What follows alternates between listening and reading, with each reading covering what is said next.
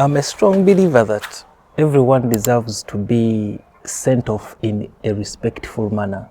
That when you die, your loved ones should at least send you off in a manner that shows that they love you and they appreciate what you have done and they have enjoyed staying with you during your lifetime on earth. But I have seen so many people when they pass where a number of people come together, they spend lots of money, they buy expensive caskets, they build the most beautiful graves, you would wish to sleep in for a night. I've seen where some people have died and they've been, pouring money around. And I was asking myself, what is the meaning of all that? What is the meaning of you buying for me a casket when you can't appreciate my presence? There are so many people who are in hospitals and they are not visited. They are not visited by their loved ones. They are not visited by their friends. And they are not visited by, someone just stays in the hospital for a given period of time. Let's say 2 months, 3 months, 8 months, name it. And the people you live with, your own families, your own blood, the people you work with, the people in your neighborhood, some of them don't come. The people in your church, they don't come. Then you sleep on that bed and you're like, God, is it my time? And then your time comes, there is a way how God answers your prayers. And you're like, you know what, my son or my daughter, come, let me take you, let me save you from the pain. And then the moment you die, that's when people rush in. They come and they start buying so many things which are, extravagant. They bring you lots of food, they bring you nice clothes. And you're like, all I needed is to be appreciated when I'm still living. Don't wait for people to die. And what is the meaning of this? So you build a grave and then you construct a house and then you construct something, that is so magnificent. And you're like, to me, I don't understand. If someone has died, that person has died. That person is not coming back. And in any way, after 2-3 generations, that person is going to be forgotten. How many people remember, let's say, Binayus? How many? How many people remember? So many people. We don't remember them by having this big grave built, by having these nice houses built on their graves. It doesn't mean anything. What is more important is for you to show that person that you love them. Now, when they are still living, appreciate them. Don't wait for people to die. And it is very sad. There is a clip I watched, I think it was from Bamoyana. He bought a piece of land and there was this guy's grave.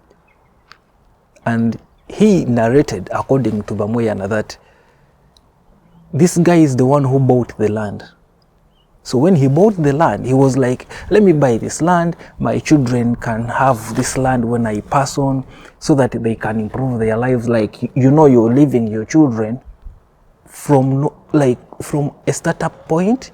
You for sure that my children are not going to start from zero, which is good and beautiful. But guess what?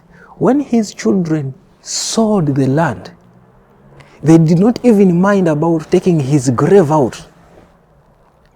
So they sold this land to a stranger, which stranger went ahead to build a little grave. And then you ask yourself, of what use are people to come and cry? That's why I think we should have limits. We should even abolish this business of building like permanent structures around graves. They are not needed. That's what I think. I think they are not needed. Don't buy an expensive casket. The person doesn't need it. If someone, I have seen people in hospitals. I remember one case.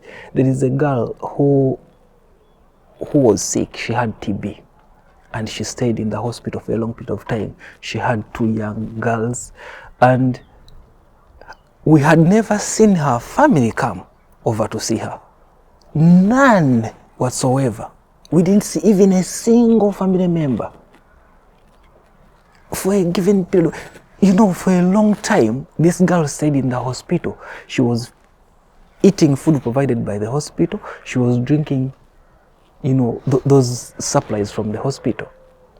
And she was living in a very miserable state. But when she passed on, I was shocked. Funeral services came to pick her body. Funeral services. And my question was, is that the best way to show that you love a person? Is that the best way to show? Is it the best way to show someone that you love them by crying and then passing out during the funeral? I think the right time for us to show people that we love them is now. Just right now. Get that phone. Call your mom. Call your dad. Call your sister. Tell them that you love them.